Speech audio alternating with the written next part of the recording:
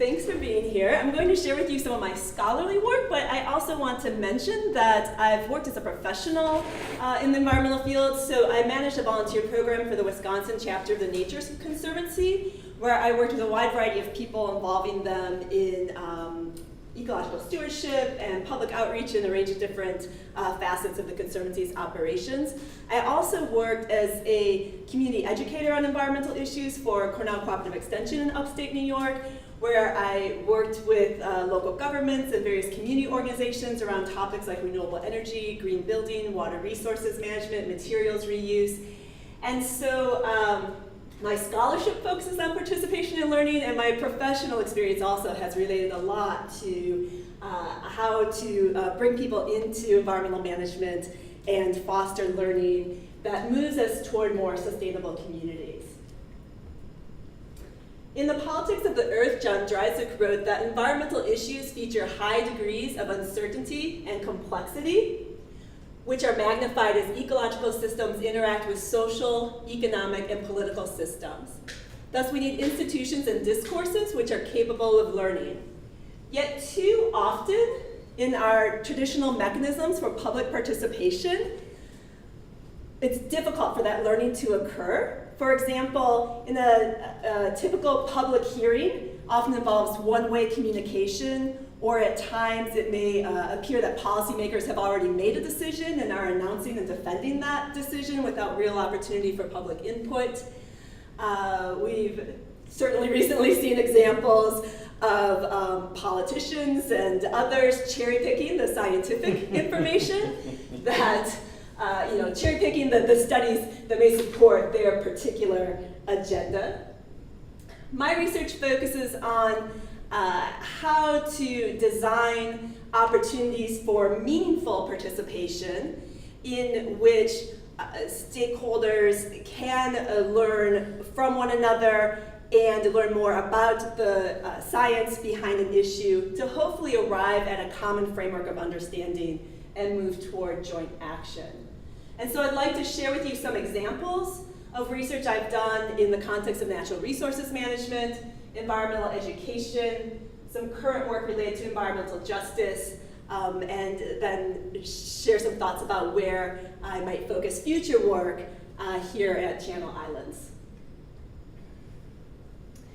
This is research I did at Cornell University over a decade ago, but still highly relevant today because we have no shortage of environmental controversies. I worked on this project very closely with the New York State Department of Environmental Conservation, and we were interested in the potential to foster collaborative resource management with local communities.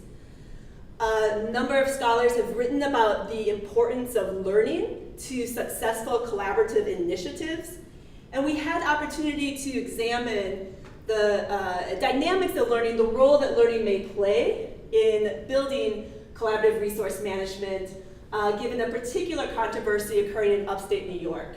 So it would travel across the country to eastern Lake Ontario Basin, just south of the Canadian border, a larger city of Watertown, maybe 100, 150,000 people, I believe is the population at the time, and several small rural communities along the shoreline. The Department of Environmental Conservation managed a wildlife management area of Lake Ontario Islands. At the center of that wildlife management area is Little Galoo Island, about a 40-acre island home to rare water birds, as well as a much more common prolific double-crested cormorants.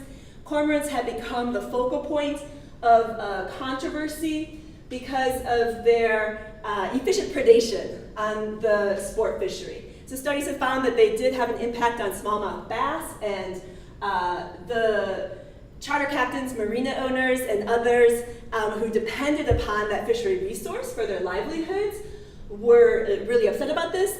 At the same time, birders and environmentalists did not want to see any cormorant control efforts take place, and so a lot of conflict over what to do in this situation that erupted when 10 local charter captains during the night went out and illegally shot 1,000 cormorants on the island. So this is not how an agency wants to approach collaborative management. You don't want stakeholders taking management into their own hands. What year is that? What year did they shoot him? This was, I think it was 99.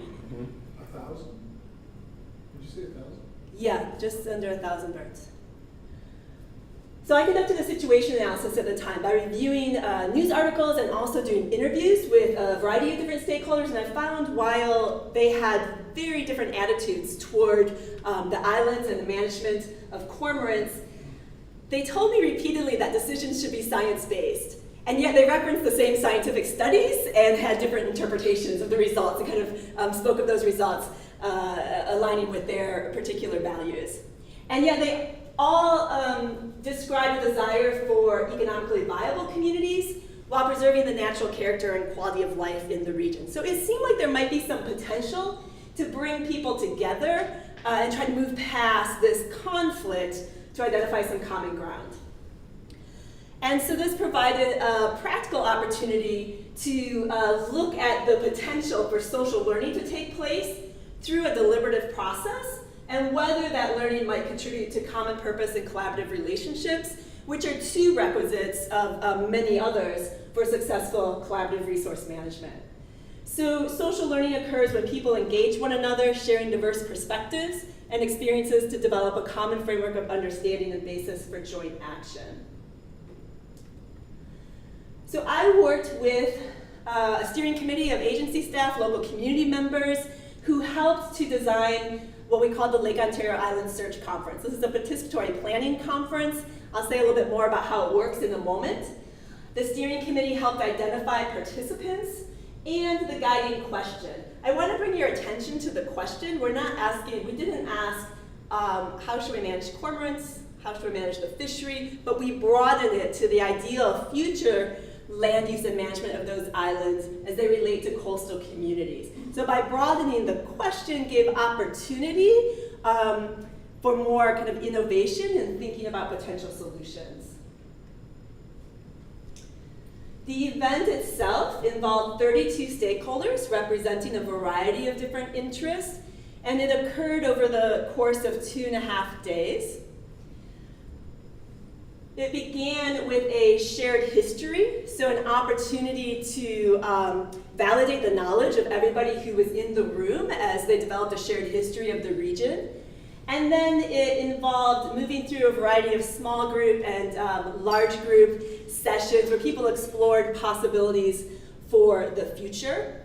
And on the final day, people formed action planning teams and developed action plans related to ecosystem management, recreation, tourism, education, and community cooperation.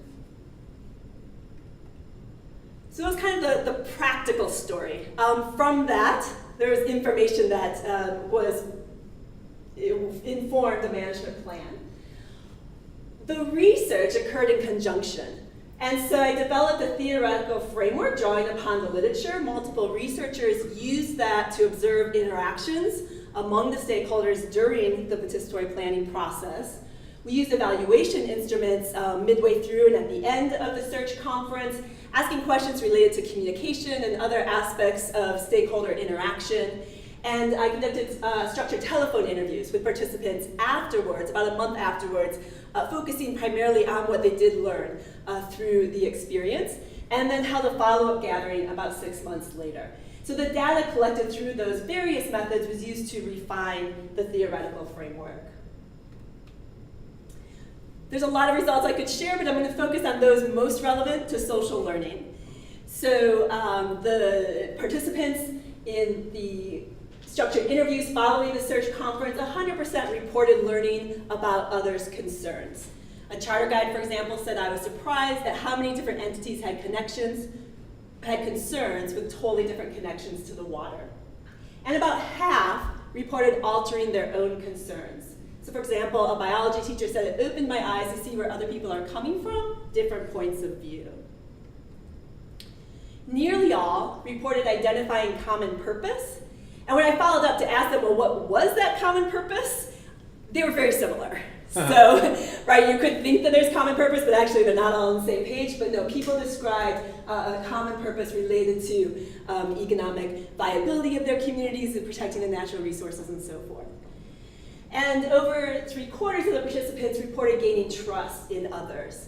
So a sportswoman, for example, said, we talked about areas of fundamental disagreement. Although we continued to disagree, we gained a lot of respect for one another. So some positive outcomes related to social learning. This is not to say that everything was positive. Biologists reported some misinformation being shared among stakeholders. And for a few individuals, they had negative perceptions of others further reinforced. So for example, one said, I found the bird people to be very touchy and not open to discussion. So I identified 8 characteristics of this particular process that were important to allow that learning to take place. I won't go into detail on the specifics of these now, but I'd be happy to answer questions about them later if you'd like. And this is then how the theoretical framework was further refined. So I began with the premise that a process that allowed deliberation amongst stakeholders would enable social learning.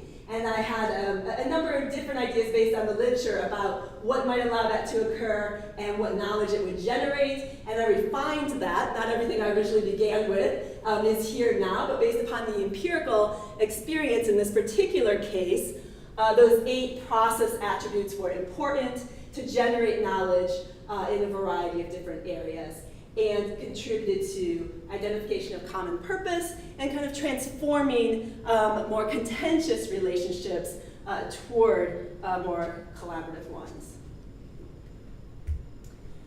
So this work I published in Society and Natural Resources, the Wildlife Society Bulletin, Human Dimensions of Wildlife Management, presented at various conferences and so forth. So contributed to increased theoretical understanding, but also to practical on-the-ground information that was incorporated into the management plan for the Lake Ontario Islands. And then enabled the opportunity for improved dialogue among stakeholders in that situation. So I just want to emphasize the way in which my research aims to integrate theory and practice. Whoops. So I'd like to turn now to a group that's often overlooked by planners and managers, policymakers, and that's young people, and share some work I've done on youth environmental action. Within the field of environmental education, there are 2 different paradigms, a more instrumental approach in which the aim is to modify learners' lifestyle behaviors.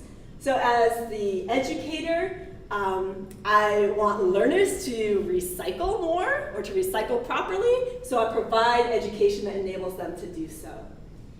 In a democratic approach to environmental education, the solution is not predetermined. So I may identify as an educator that something needs to be done to address waste, but maybe that relates more to materialistic, consumeristic culture. And so I involve learners in identifying what are the problems, how do they make sense of it, what types of solutions do they believe would be appropriate, and learners then genuinely participate throughout the learning process in making those solutions happen.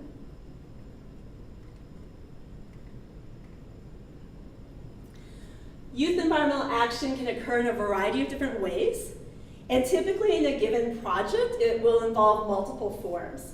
So often it will begin with some form of inquiry. For example, in a middle school in Salem, Oregon, students did research on endangered species and decided that they wanted to do a project focused on the Fender's blue butterfly. They then worked on habitat restoration at a local park.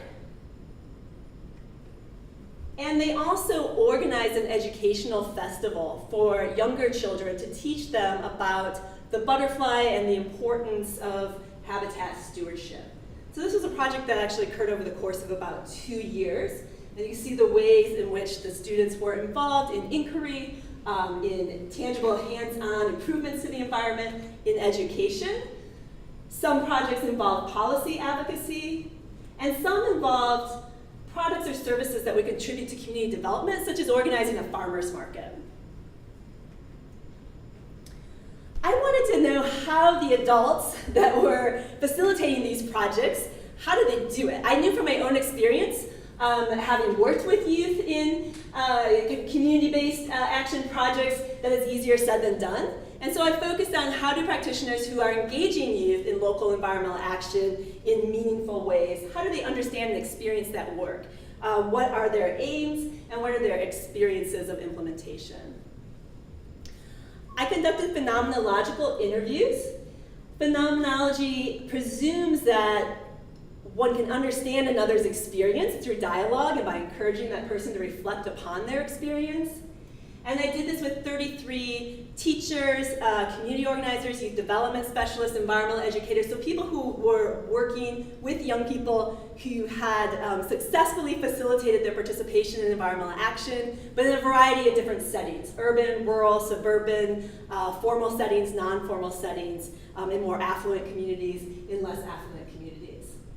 And I focused on having the educator tell a story of a particular action project. So I want to illustrate to you the usefulness of narrative as a method to illuminate tacit knowledge.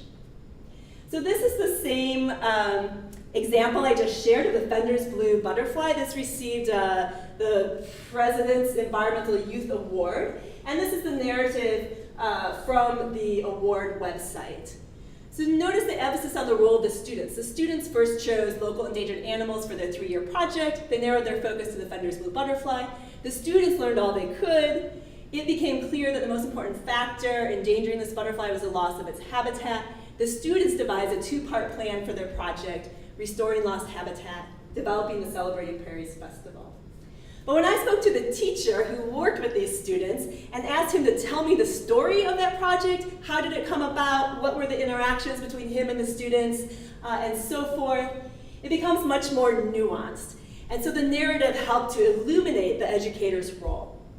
He said once the kids choose the topic, they're off and running, and I try to let them do things, but I will try and grease the wheels. The students make about half the phone calls to local experts during our research. I do make a lot of those calls just because I get into the topics and I want to be successful. And as I find directions, invariably my research will end up as a kind of quiet, anonymous donor supporting them, and they don't always know what a big role I'm playing. So it's clear here that it's not entirely youth-led, it's also not entirely educator-directed, but there's a partnership occurring. There's a lot more I could say with respect to this youth-adult partnership, but what I'd like to focus on today are tensions that educators experienced. So this science teacher, I think his words capture well the tensions that many different practitioners described. He said it needs to be done collaboratively. A lot of teachers don't come from a place of collaboration. They come from a place of being more informed, responsible, in control. The responsible piece is loud and clear, but the in control piece is forget it. You're totally not in control. Educators expressed tensions related to how do I step back and let young people lead, and when do I step in to make sure a project stays on track? Or I want this to be driven by young people's interests, but it needs to fit with my curricular goals. It needs to fit with my organization's mission. And so those are examples of some of the ways in which they were struggling with how to balance this.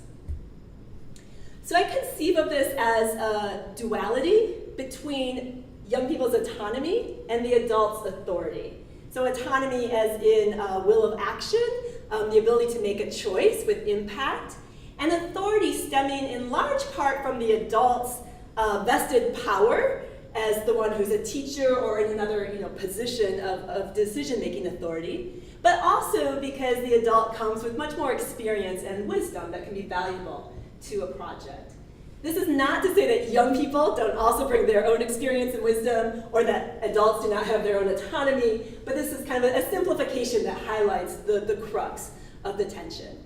I want to emphasize that this is a duality, so it's not a dichotomy of polar opposites, but rather it's two elements that are in continual interplay that, while they seem separate, really drive the dynamics of a system and can contribute to innovation and creativity. And so I was also interested in learning, how did educators navigate this duality? One of the very common themes across all of the interviewees was that they create a structure within which youth operate. That structure could look quite different. So in some cases, there's a highly democratic structure where the practitioner is sort of one voice among many.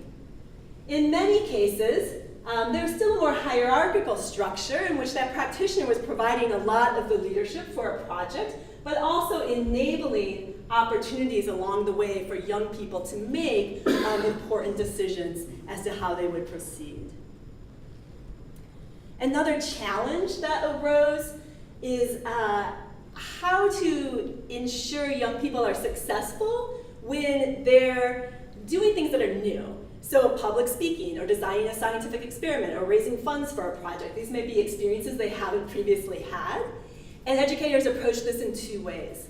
Sometimes they provided initial training through workshops or other opportunities, and then they stepped back to let youth take the lead. Often they were providing on-the-fly support, anticipating what would be needed and helping to support young people in skills development, in managing their emotions and resolving conflicts and so forth.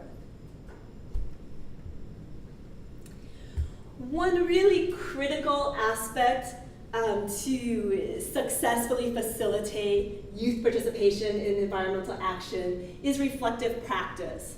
And so many of the educators I interviewed were very intentional in thinking about how they communicated with and interacted with young people. As this program director said, there's a huge power dynamic at play. Me as a professional, as an experienced person in this project, as a 42-year-old, carries a weight with it that a 12-year-old kid in the neighborhood doesn't have.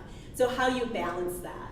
So a key question would be in determining the direction of a project, when does the adult speak up and say, well, I really think we should do X, knowing that young people may be very likely to defer to the adult in that case. So how to frame it in a way is like, well, I think we might want to do X for these reasons. You take that into consideration and decide what you think is the best course of action.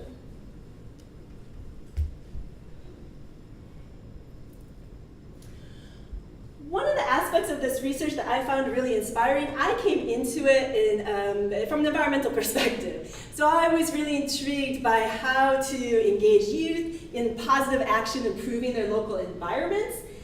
But what I discovered in my interviews with educators around their goals and their aims is that the environmental impact was important, but really more important to many people was the way in which these opportunities help to develop young people as citizens and change agents.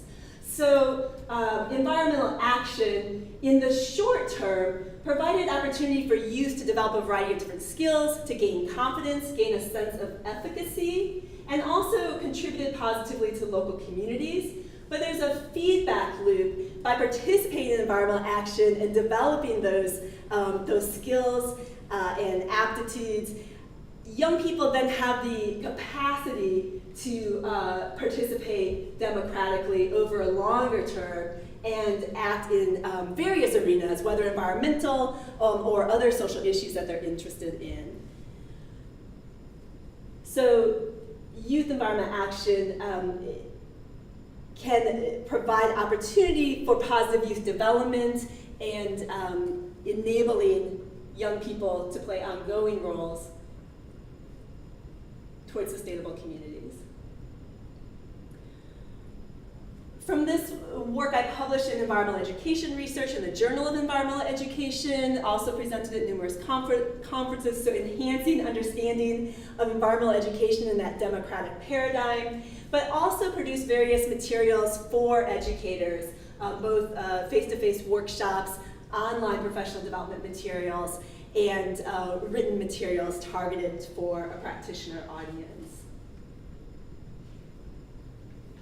So I'd like to share some work that I'm currently focused on, and to use this as an example of how I develop research questions connected to a place.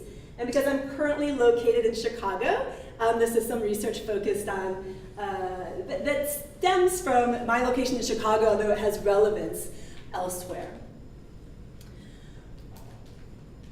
So we have an inequity in the distribution of environmental burdens like pollution and environmental amenities like green space or access to healthy foods. And often low-income communities, communities of color, are disproportionately impacted by pollution with less access to environmental amenities.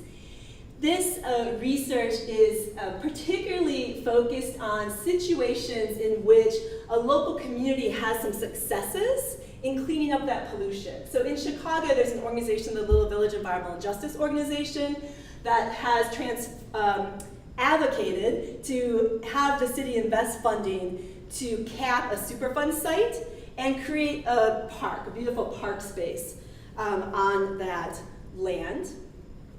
And as they have successes in cleaning up the environment and bringing in green space into their neighborhood, an increasing concern among the environmental justice community there about the risk of gentrification, of pushing out the residents for whom these benefits were intended. And so I have some students involved. Currently we're focused on literature review, and it turns out there's a term, environmental gentrification. So we've reviewed literature around the impacts of brownfields redevelopment and urban greening projects. They don't always contribute to gentrification, but when a neighborhood has other characteristics, like maybe proximity to a city center, good housing stock, these types of improvements can increase the speed at which gentrification occurs. Not everybody views gentrification badly. If you're a homeowner, for example, your property values go up, it sounds really good. But if you're a renter, and in this particular community there's a number of undocumented individuals, there are concerns about lower income individuals, undocumented individuals being pushed out of the neighborhood altogether. And so one of the things that we found based upon the literature review is that community engagement is really critical. So as the city is proceeding with planning processes related to green space in this neighborhood, community engagement is key, but it's not sufficient. In reviewing cases from elsewhere in the US and Canada, even when there's substantial community engagement, unless there are some intentional policies or other strategies put in place to address affordability, also to address small businesses being able to not be pushed out by Starbucks and so forth. Community engagement alone, just raising attention to the issue, is not sufficient. There needs to be some specific policy strategies that address it. And so currently, with my students, we're kind of looking at what can we learn from examples elsewhere in terms of policy strategies that might be useful here. And so the hope is to be able to publish in the scholarly literature, kind of add to this conversation around environmental gentrification in terms of potential solutions, but also we're working to develop accessible materials and materials that would be available in Spanish that could help inform community conversations around the topic, and then identify some practical strategies that the Little Village Environmental Justice Organization may be able to advocate for within Chicago. As I believe most of you are likely aware, I'm in a non-tenure track position, and so I continue to engage in research because it's interesting, it's fun, I enjoy it, it provides great learning opportunities for students. But most of my research recently has been embedded within classes.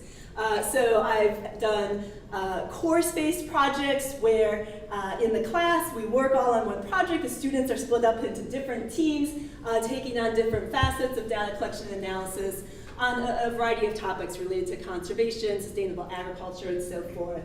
And I've also mentored students. At Loyola, I've mentored undergraduates when I formerly taught at Antioch, I mentored graduate students to complete their theses on a variety of different topics that, again, relate to participation, conservation, various ways of knowing within environmental science, agriculture, and environmental education. So I just wanted to share those examples of ways in which I've worked closely with students on research. Future directions. So because my interests are all process-oriented, it means that the actual issue is not as important, the content focus is not as important as the opportunity to look at participatory practice. And so the work that's happening here and just the range of issues that are present in Ventura County and this region could provide some really great opportunities for me to focus on the types of questions that I'm interested in around citizen participation and learning towards greater sustainability. And so we had opportunity with the search committee to talk a little bit, for example, about the Sandy Beach work and some of the human dimensions of that. And I'm looking forward to having the opportunity to talk a little bit more about ways in which my interests may connect and complement those of others in the department. So with that, I'll open it up to questions. Great.